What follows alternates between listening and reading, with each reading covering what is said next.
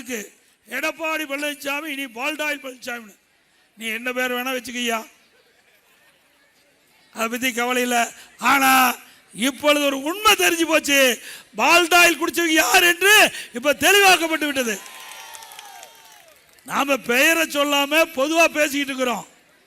ஆனா அவர் தன்னை பற்றி தான் பேசுறார் என்று இப்பொழுது விமர்சனம் செஞ்சிருக்கிறார். இதிலிருந்து உண்மை என்ன? அவர் உண்மை ஒத்துக்கிட்டார்ல. மக்கள் சொன்னா மகேசன் தீர்ப்பு.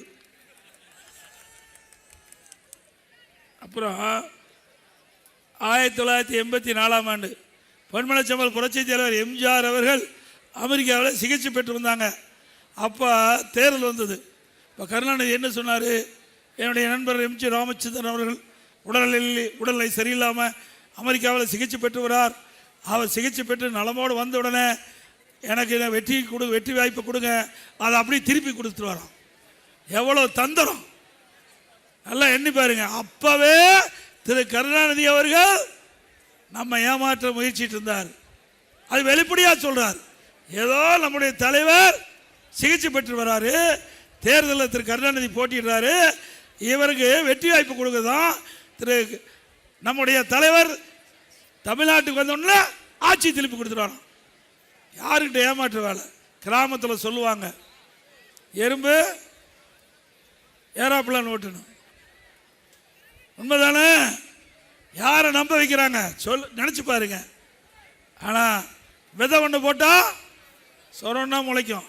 அது மாதிரி அவருக்கு மகன் தான் திரு ஸ்டாலின், அவருக்கு வாரிசா இருக்கிறார். ஆக அவர் என்னென்னலாம் பொய்ய சொல்லி நாட்டு மக்களை ஏமாற்றிடுவார் திரு கருணாநிதி, அதை விட பன்மடங்கு பொய் செய்கின்ற முதலமைச்சர் இன்றைய முதலமைச்சர் ஸ்டாலின். பொய் சொல்வதற்கு நோபல் பரிசு கொடுத்தா ஸ்டாலினுக்கு பொருத்தமா இருக்கு. உண்மைதானே தம்பி? அதிமுக கொடி தள்ளி பிடிப்பா. அது மட்டும் இல்ல, நான் ஒரு சில கருத்தை சொன்னேன். திரு கருணாநிதி அவர்கள் அவர் உயிரிழந்த பிறகு மெரினா பீச்சில் இடம் கேட்டாங்க. நான் தெளிவாக சொன்னேன், அது வழக்கு நடந்துகிட்டு இருக்குது. ஏற்கனவே பொன்மனச்செம்மல் புரட்சி தலைவர் எம்ஜிஆர் அடக்கம் செய்யப்பட்ட அந்த இடத்துல நம்முடைய இதயம் புரட்சி தலைவி அம்மாவர் முதலமைச்சராக இருந்து இருந்தாங்க. அந்த இடத்துல நாங்கள் அடக்கம் செய்யணும். ஆனால் அடக்கம் செஞ்ச பிறகு சில பேர் நீதிமன்றத்துக்கு போனாங்க. வழக்கு நிலுவையில் இருக்குது, அந்த பகுதியில் நிலம் கொடுக்க முடியாது. அது மட்டுமல்ல, ஏற்கனவே திரு கருணாநிதி அவர்கள் உயிரோடு இருந்த பொழுது, முதலமைச்சர் இருந்த பொழுது, திருமதி ஜானகி அம்மாள் அவர்கள் எம்ஜி ராமச்சந்திரனுடைய மனைவி ஜானகி அம்மாள் அவர்கள் முதலமைச்சராக இருந்து பிறகு அவர் இறந்தார். அப்போ அதிமுக சார்பாக போய் அவர்கிட்ட கோரிக்கை வச்சாங்க திரு கருணாநிதி எடுத்து. அப்போ திரு கருணாநிதி அவர்கள் சொன்னாங்க, மினிட்லேயே எழுதியிருக்கார், ஏதோ அமைச்சரவை மினிட்லேயே எழுதியிருக்கிறாங்க. அதில் அவர் குறிப்பிட்டார், முதலமைச்சராக இருந்து உயிர் திறந்தா தான் மெரினா கடற்கரையில் அங்கே நல்லடக்கம் செய்ய முடியும்.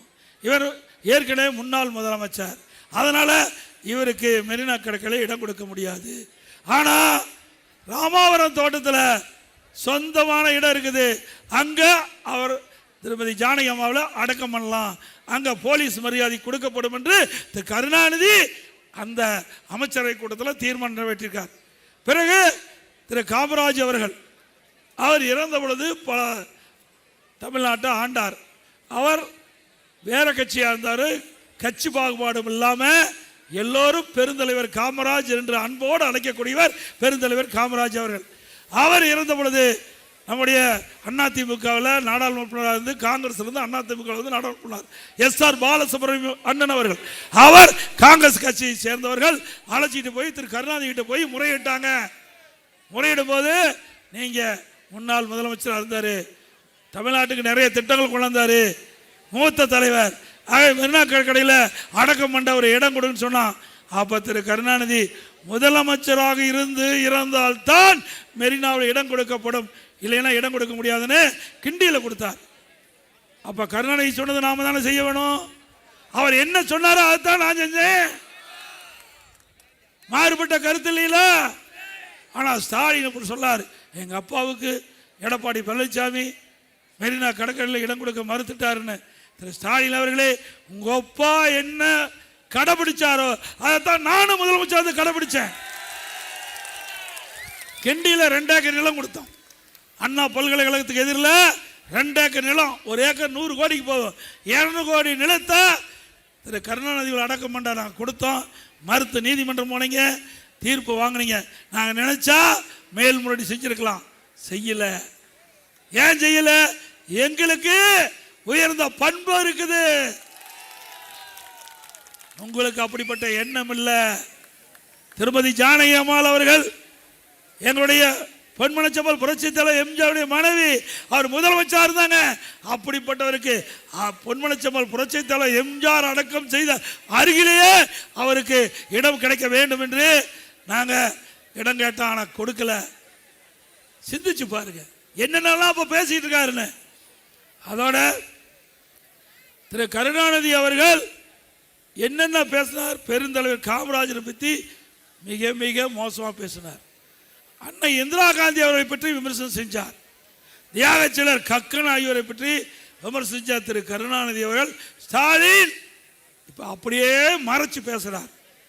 திரு ஸ்டாலின் அவர்களே, உங்களுடைய குடும்பத்தை சேர்ந்தவர்கள் எப்படியெல்லாம் முன்னாள் தலைவர்களை விமர்சனம் செய்தார் என்று எங்களுக்கு முழுமையா தெரியும். பட்டியலிட்டு பேசுவதற்கு எங்களுக்கு திறமை இருக்குது.